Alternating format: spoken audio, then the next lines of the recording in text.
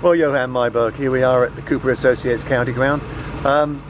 You've decided maybe it's time to call time on your career and go and do other things. I mean, you've had a good 5 years here, haven't you? Yes, Rich, it's been fantastic 5 years.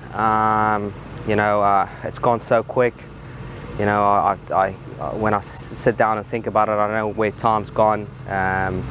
It's looking back at it now, it only took me a couple of weeks to know that I made a fantastic move to come down to Somerset, and here I am 5 years later, and very fortunate to be able to finish my career at the end of the season with a club that I've grown to love.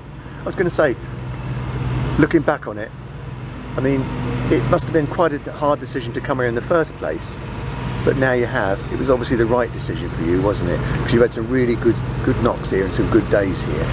Absolutely the right decision. I've thoroughly enjoyed it. Obviously put in some nice performances on the pitch, but to me it's always been more about what's happened off the pitch. You know, I've really been welcomed into Taunton, into Somerset, not only by my teammates, by the fans and everyone. So it's been fantastic. You know, I couldn't have asked for a better way to finish a long and winding career, having played for a number of different teams. So you know, I got some stability here and enjoyed it. It's also been a journey here. I started off as being seen as a 4-day opening batter, and I'm ending as a 2020 opening aggressive, trying to hit the ball over the top batter. And you hadn't played much T20 before you came here, had you? No, I had played T20. Obviously coming here, I knew that those opportunities would be limited. When I came here, it was Marcus Skothic, Craig Kisvet, Triggs was here. There were a lot of guys that was batting at the top of the order that had been established. You know, Nick Compton was still here, Alvaro Peterson was here. So I knew that getting an opportunity to bat at the top of the order in white ball cricket, which I absolutely love doing, would be difficult, and I just have to play and adapt and try and see where I could get into the team. And at that time it was first at number 7, bowling off spin. Never bowled so much in my whole career as the first season in Somerset. I think I went an inch shorter after that season, if that's possible, and then ended up at the top of the order in red ball cricket. And then, you know, through guys retiring and guys moving on, eventually got a chance to do what I really think I'm good at, and that's batting at the top of the order in white ball cricket.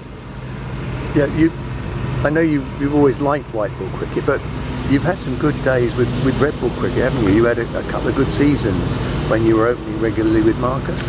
Yes, no, I've never hidden the fact that I absolutely love playing white ball cricket. But first class cricket is the ultimate challenge as a batsman.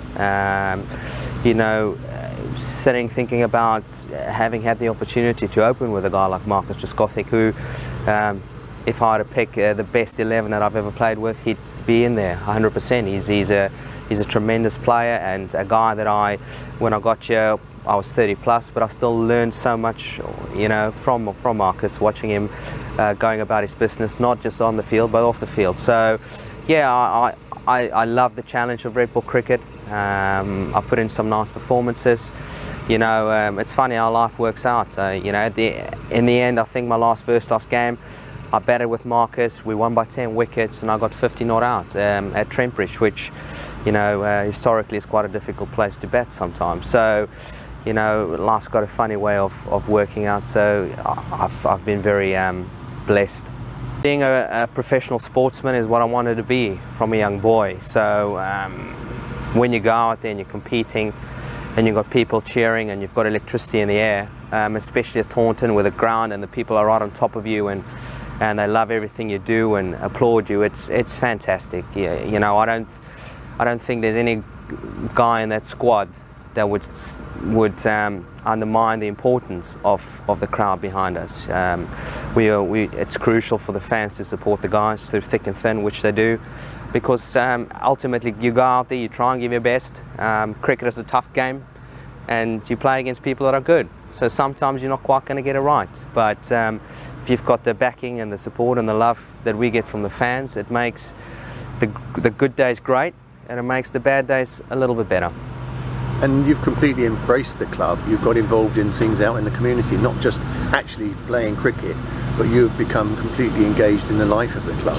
I mean, that's meant a lot to you, isn't it? It's meant a lot to the people of the club as well. Yes, like I've said, I've been so blessed to be able to get here down to Taunton and Somerset. The people, the fans, the staff, the players, I can't single people out. They've been tremendous in supporting me. I've had little conversations on the way to wickets with people that I meet and see that are fans. I've have people ask me about my family, which has been fantastic.